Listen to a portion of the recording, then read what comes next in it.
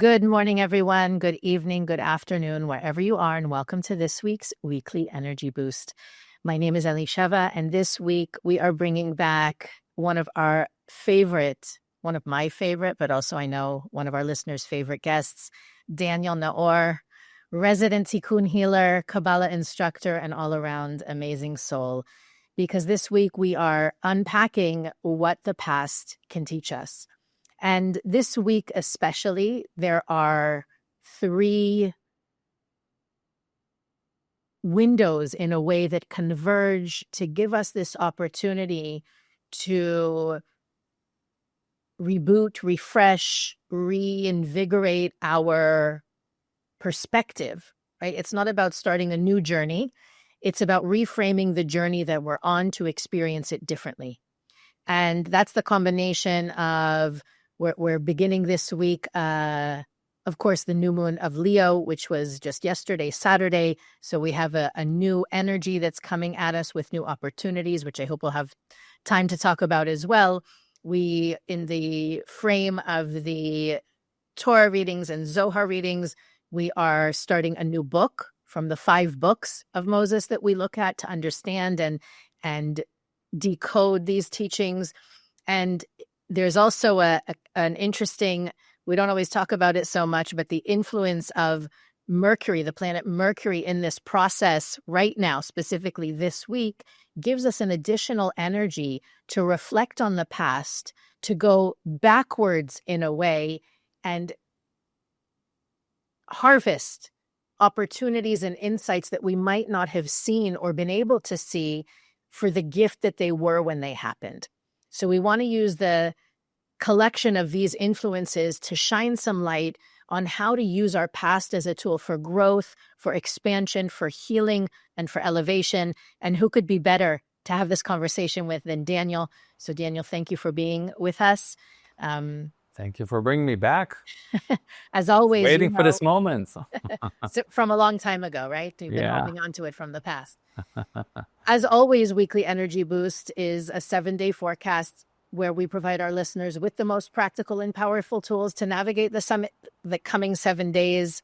We glean those teachings and those tools from the wisdom of Kabbalah, and every episode offers up timeless tools and teachings. So even though we're talking about this idea this week, right, specifically, it's the end of July. It's the first week of the month of Leo. It's 2025. These are teachings that are not relegated by time and space.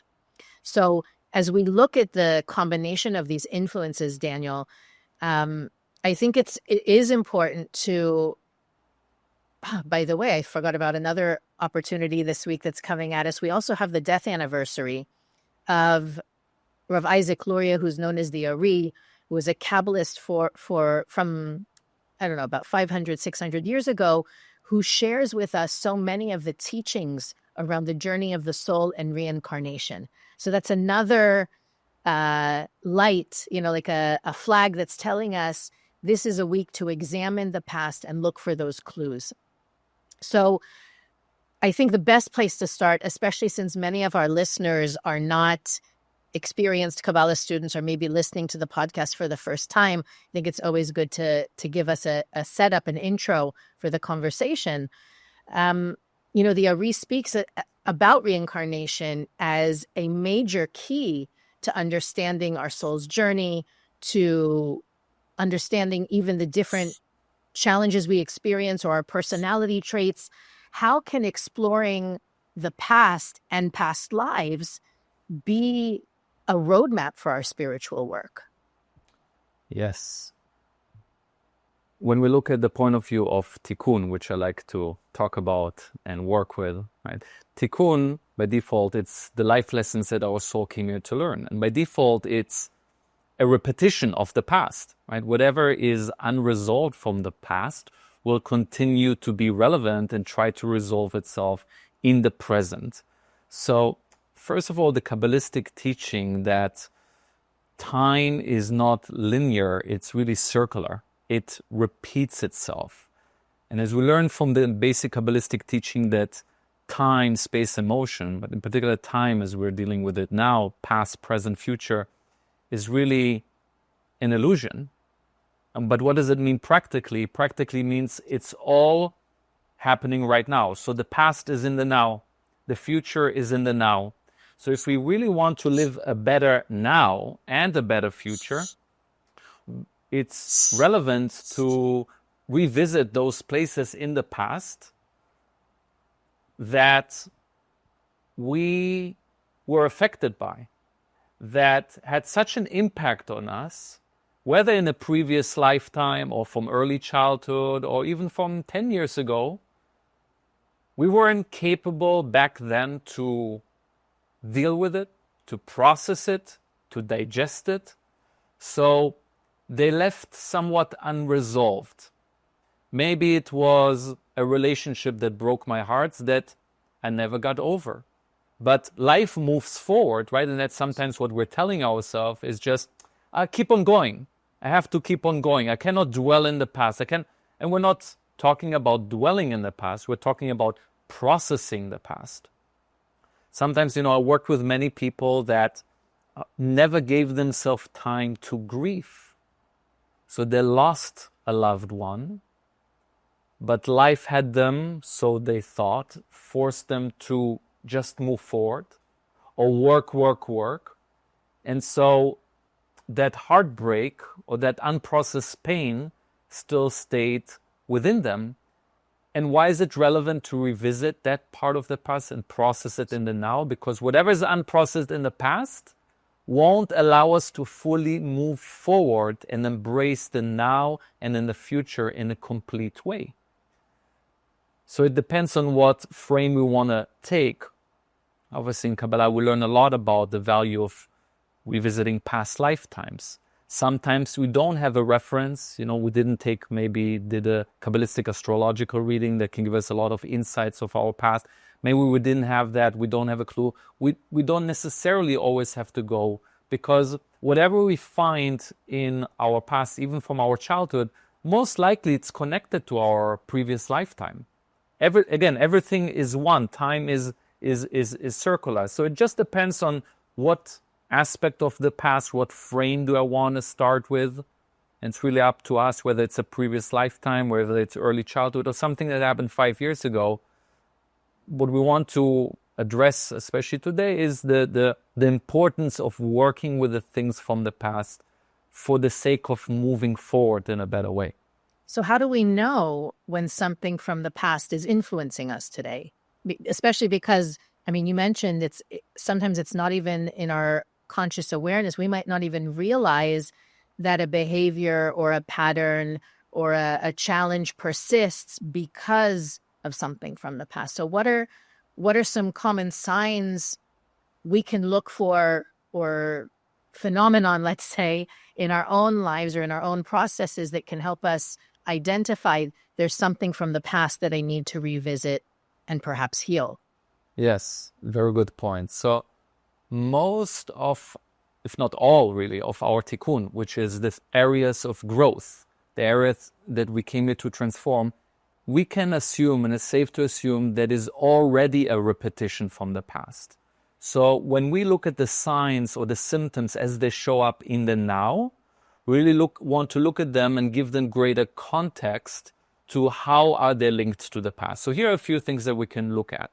One of the signs or symptoms is inability or difficulty to form connections with others. Because many times what pain does, when we experience any type of pain of loss, pain of being hurt, pain of being abandoned, pain of any type of pain, that pain that is not processed now will not allow us to fully form new connections. Because in order to have a connection with someone or with something, even with money or prosperity or success, it requires communication, connection. So when I'm in pain, what is the primary focus?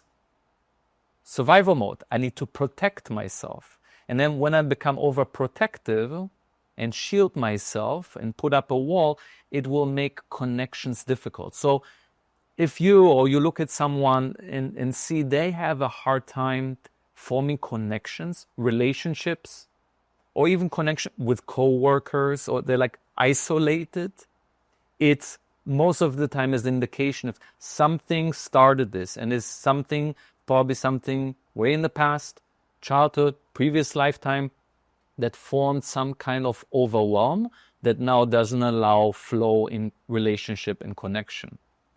Another sign and symptom that can show up is numbness. When we feel numb, when we feel indifferent about a lot of things, it can be another sign of something still pending in my past that I didn't deal with. Because remember, Elisheva, that all of these things, it's like the classic fight, flight, or freeze response, right? When we under stress or overwhelmed or confronted with loss and pain, then we have the tendency to go to one of these three responses. So one of the freeze response can manifest and translate itself in our day-to-day life and just frozen now and translates as numbness or indifferent, inability to feel. And it served me maybe back then when it was an overwhelming situation. I needed that to survive. I needed to numb my emotions. Maybe I grew up in a dysfunctional household, hostile environment, and the only way for me to get through that and to survive is to disassociate, live in my dream world, right? So it had the function of protection, but the problem is when it's prolonged and now it's not needed anymore, and now life offers me the opportunity to have flourishing relationships, an opportunity of forming meaningful connections, but I'm still operating from a place of protecting myself through numbness. That's another symptom and sign that I need to revisit that when it first started, so I can form better connections and feel more alive in the present moment. You bring up such a valid point in this journey that sometimes we experience something, maybe loss or shock, or different things happen over the course of everybody's lifetime that rattle us. And sometimes we don't give ourselves time to process it, right? We're busy, maybe our kids are small, we're trying to get through school. There's all these absolutely valid, I'm going to call them distractions for this point that I'm trying to make. They seem very real and very important. And, you know, I'm the last person who's going to say kids are just a distraction. But in our minds, we rationalize not dealing with the pain or whatever rattles us because we don't have time. We have too many commitments. It's not efficient. Sometimes it's also not appropriate, right? You know, you could be in a huge business meeting or interview and you feel something traumatic come up. It's not appropriate in that moment to take time out to cry or to grieve or to process. But it's important to remember in the context of our conversation that Kabbalistically speaking, it's these moments that we actually are brought to each lifetime to work on. So even though the job and the family and the schooling and the whatever we have committed to or we're working on or that's taking our space in our life, it is important, and it seems more important than doing the growth and transformation work. What brings us into each lifetime is the growth and transformation work. So when we remember that, and that's why I love this whole idea of the way the Kabbalistic calendar is constantly bringing us opportunities to go back and reframe, to go back and process, to go back and heal, because, excuse me, because the healing is the purpose, not the job and the family and the relationship and the schooling, although all of those provide us with the opportunities to do the healing and the growth and the transformation. The goal is not the business. The goal is the revelation of the light of your soul. And I know it's such an abstract concept, but I feel it's important to remind us because that's what brings us here. And if we ignore, deny, repress, avoid, that work, we're requiring the need for another lifetime to deal with it again. Or if something comes up for us and we don't deal with it and process it, we need it to come back again in our lives, usually a little bit louder and sharper and more difficult, because we didn't take those opportunities to heal them when they came in more quiet and gentler ways. Yeah. And although, our ego will convince us that, no, it's not important now, or it's too painful to touch that. And sometimes it brings up also a lot of insecurities, just dealing with, because it's usually some type of void or vulnerable part. And it's hard to allow us to put our guards down and allow us to touch that point.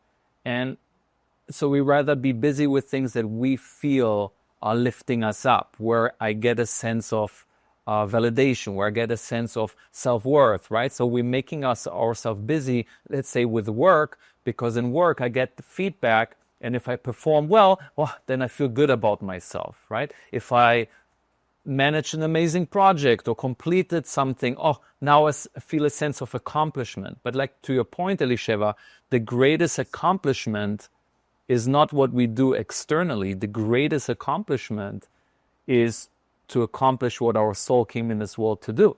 And that is the internal work. And it requires a certain level of courage and trust to know that if I do my inner work, the work that no one else sees, but I feel in my soul and I feel in my heart that it's important to me. It's important to me.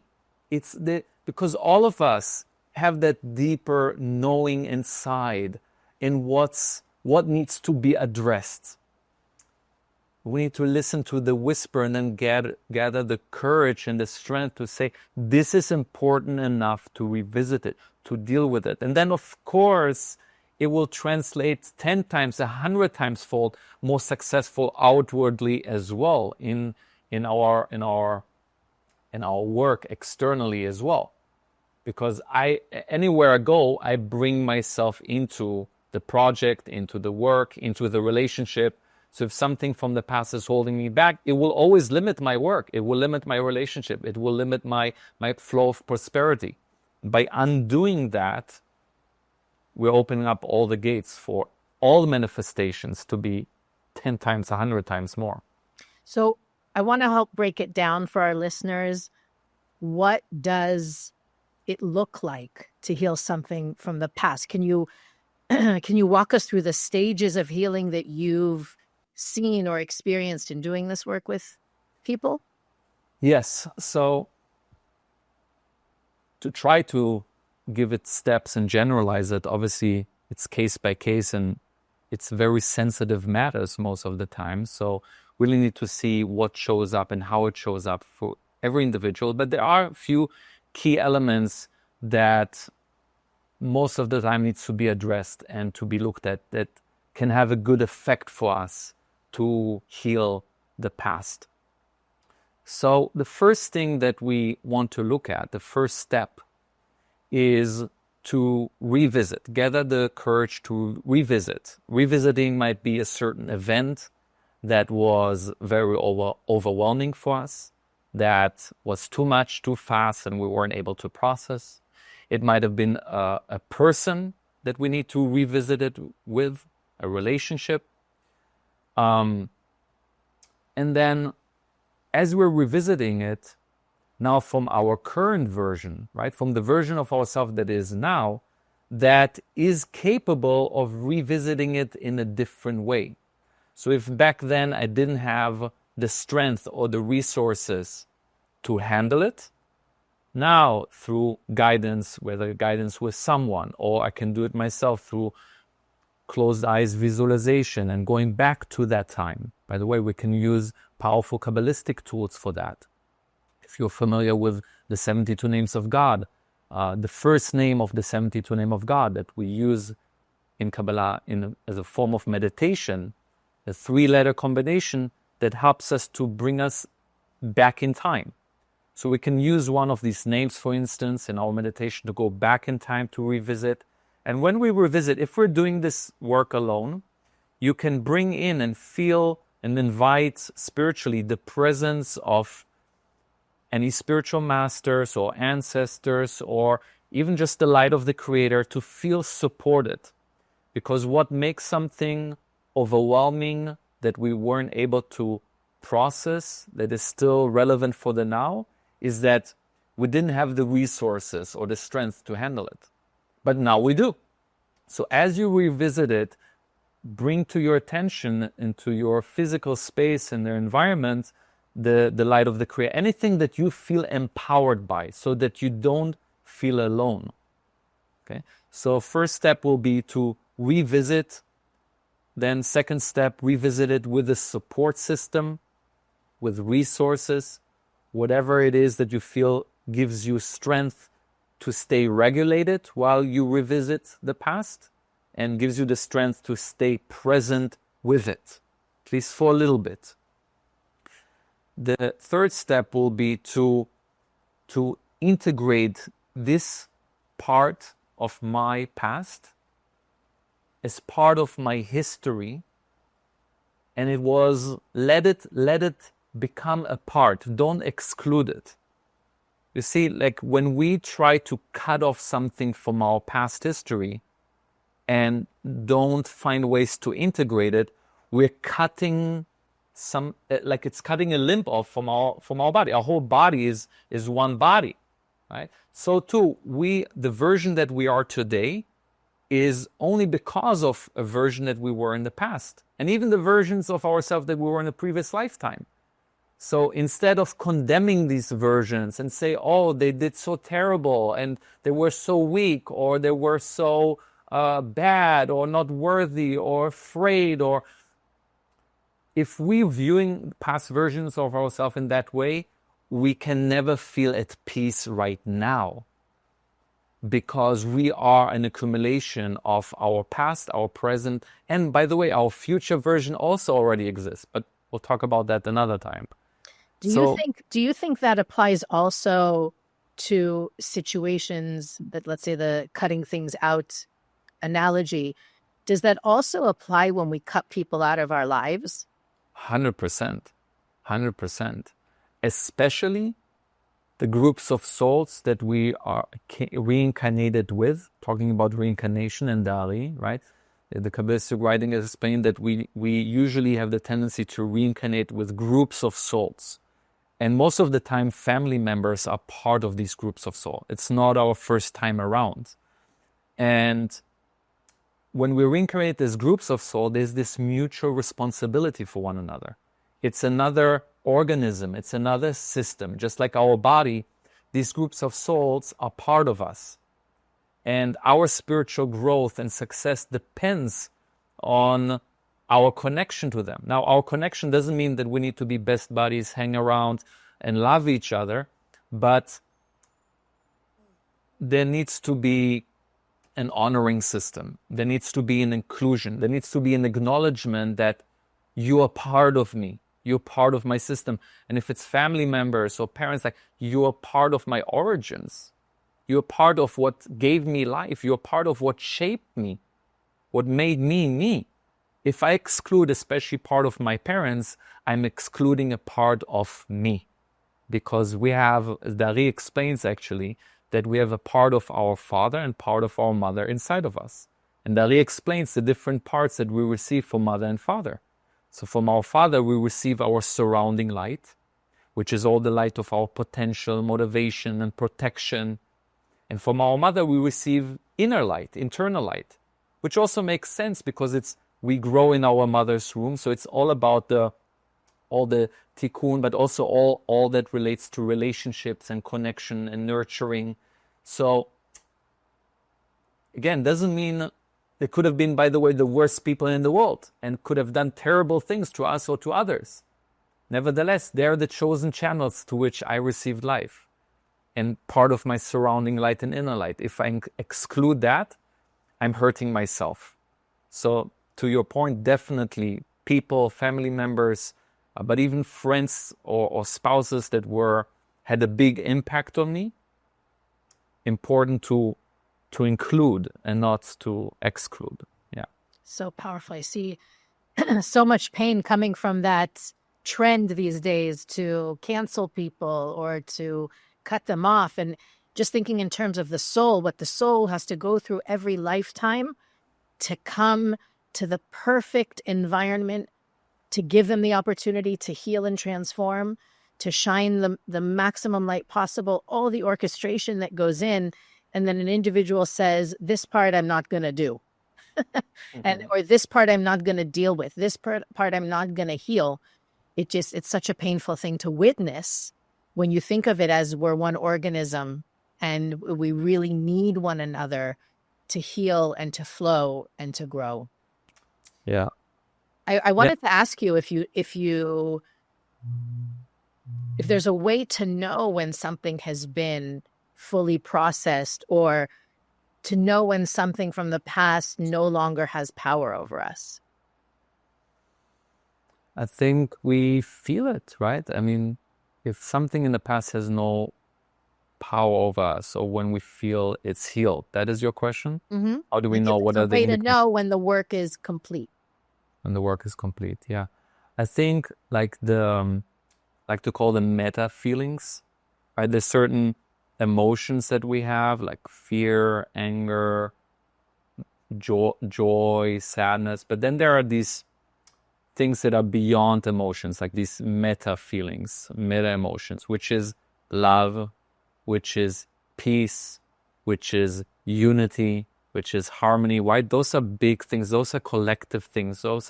So when we honestly can look at our past, let's say a past version of ourselves, and we can look at it and our internal experience is peace, it's safe to say that the work is probably done or close to being done, because it can rest now. Where something is still pending and it's restless, it means there's still something to work with. If I had a very challenging relationship with someone in my past, a family member or a sibling or a parent or a spouse, and now I look back and what used to still trigger me or feel at unease, now I can look at it with compassion, understanding. I look at it, my internal experience is different, and I experience one of those meta feelings, then it's a good indication we're on the right track, or maybe even already done with that chapter in our life. Yeah. If someone listening today hears what we're saying and recognizes, maybe I do need to go back to that situation, or there is something from their past that's kind of haunting them, and our conversation has inspired them to be open to unpack that, let's say, what's the first gentle step they can take to begin that journey? Yeah. I always like to go to like giving people, self the clarity, starting with clarity, opening things up and saying what's going on in a non-judgmental way. That's usually the very first thing that I do in a Tikkun healing session is let's unpack, but let's remind ourselves that everything that we're reviewing now, we're reviewing it from a non-judgmental place and with a compassionate eye. That means I really want to open up and address everything. And as I start to build like a montage of the pieces that needs to be reviewed, that needs to be looked at, that in the past I thought maybe it's not as important or it's too difficult to look at. As I start to look at it, I start to look at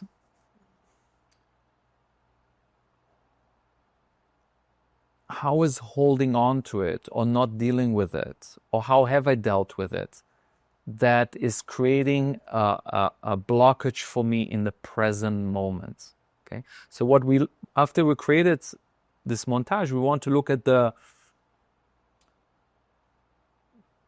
what's holding me back in that part, and why I'm still holding on to it, and what is the possibility, what would it look like if I were to let go of that, or free myself from that, or heal that. So it starts to put us in a place of more possibilities. First opening it up, then to see into an understand. Again, it's our free will. It's our free will. What do I want? If I understand, if I'm going to continue to not deal with it, not address it, and let's say live with the symptoms of disconnection, or maybe even a physical symptom as a result of that past blockage, or it blocks me from manifestations in relationship or in business, or I'm so rigid. Like, what will happen if I don't deal with that aspect of the past and continue to live this way 5-10 years from now? And then again, just an honest question, right? What will happen? Do I want that? And then on the flip side, also to ask myself, okay, forget about the how and when, and just allow yourself to think about the possibility of that issue with that person or that event of your past. Imagine it would be completely healed, which means you'd be at complete peace with it. Will be nothing pending anymore from the past. How would it affect your life now? And just putting these possibilities in front of us, I think is a great first step to awaken a desire to want to start this journey of healing. What you said that's so beautiful, and I wonder if maybe because I know all this in the back of my mind, a lot of people out there maybe are hearing this for the first time. I think for a lot of people, there is a willingness to heal the past, but there is also an attachment or an expectation that something outside of me needs to happen for that healing to take place. I need an apology. I need them to say they were wrong. I need to tell them something. And from the context of this conversation, nothing external is necessary. It's really important, I think, for us to say it explicitly, because a lot of people stay in limbo or in a holding pattern, not being able to move on because they're waiting for even someone to die, right? To be able to move on and move past some hurt or incident in history to be able to live freely without it.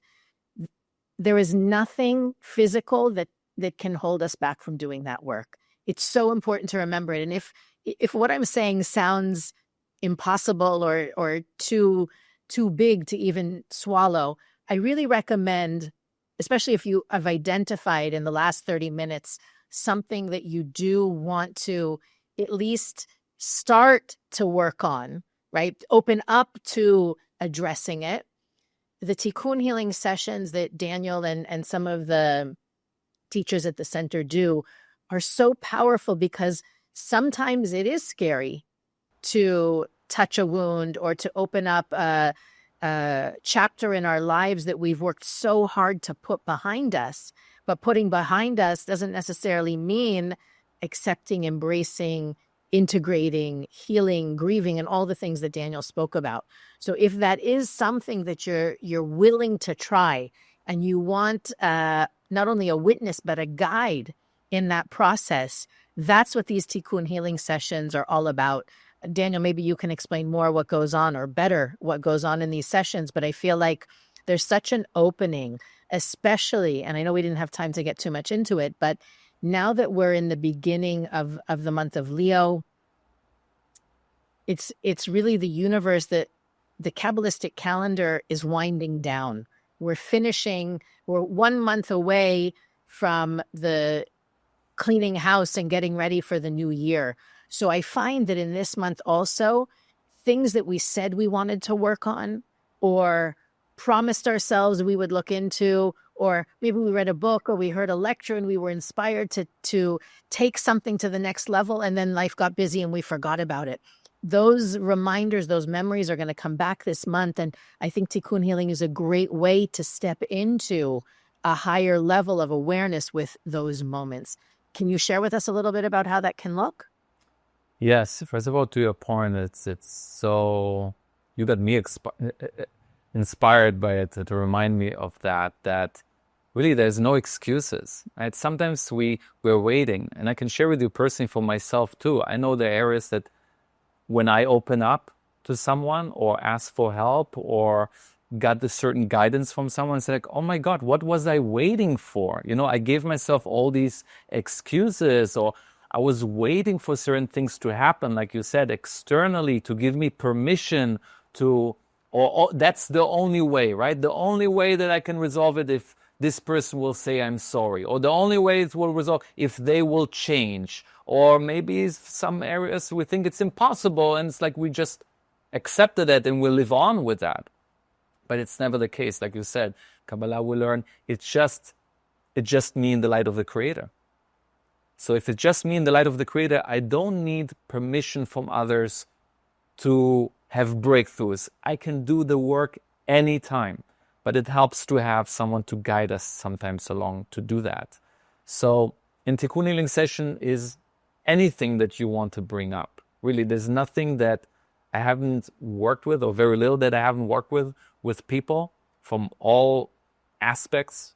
You know, whether it's certain emotions that are stuck and blocked, whether it's certain areas that we feel manifestation is lacking, or whether it is really unresolved things with family members or things from our past, health issues, you name it, right? So the place that we always start with is the current moment. What's going on right now that is worth tending to, that needs to be addressed, that is part perhaps of my tikkun that I already know. And from there, we start an investigation process, so to speak, right? First, we need to really ask a lot of questions and remain ourselves open. The most important aspect of that is to remain open. Also myself, when I ask questions, I never assume. And I'm always surprised, many times I'm surprised at how when I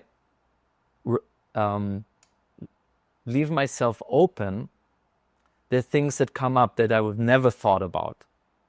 And then we're looking for dynamics. We're looking for certain beliefs that were adapted from certain events that are linked to my tikkun. Certain events that, like we said before, were so overwhelming, wasn't processed. Sometimes it has to do with movements, sometimes migration. Sometimes we move certain places and something was left behind that we don't even relate it. What blows me away most of the time in the session is, and I love to do with people and for myself, is like connecting the dots.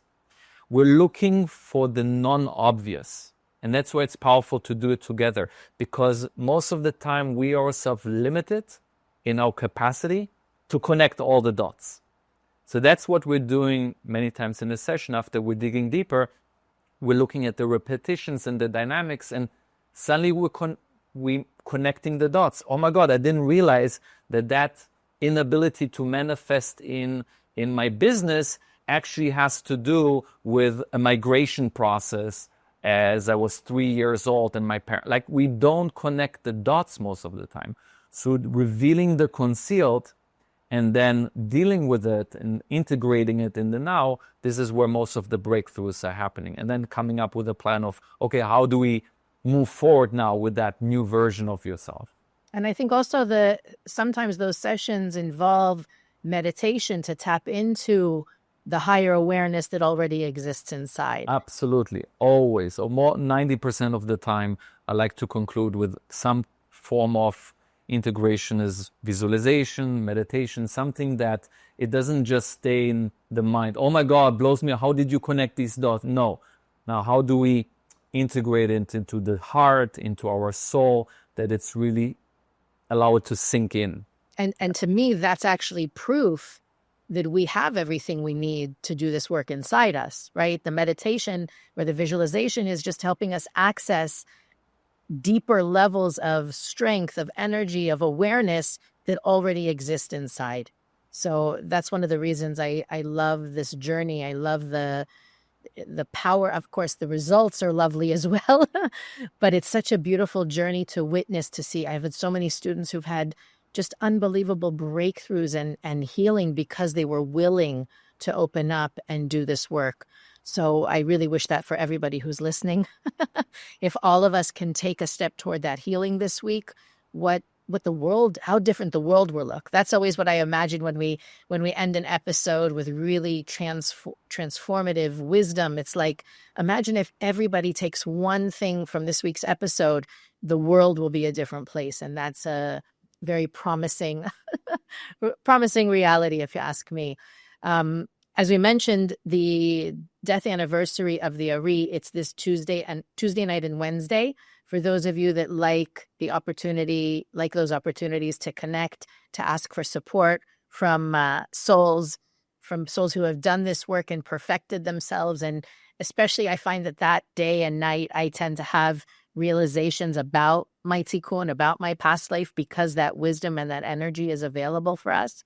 I also want to draw everyone's attention to this Saturday night and Sunday, which is also energy vortex in the Kabbalistic calendar. It's known as Tisha B'Av, or the 9th day of Av, the month of Leo. It's known as the most negative day of the year. But when we understand Kabbalistically what that means and how it's meant to be a tool for our own growth and transformation, and not just a day of mourning or suffering, it also can be a part of us unlocking higher states of awareness and consciousness and connection. So we will put links with more information into this week's show notes on weeklyenergyboost.com.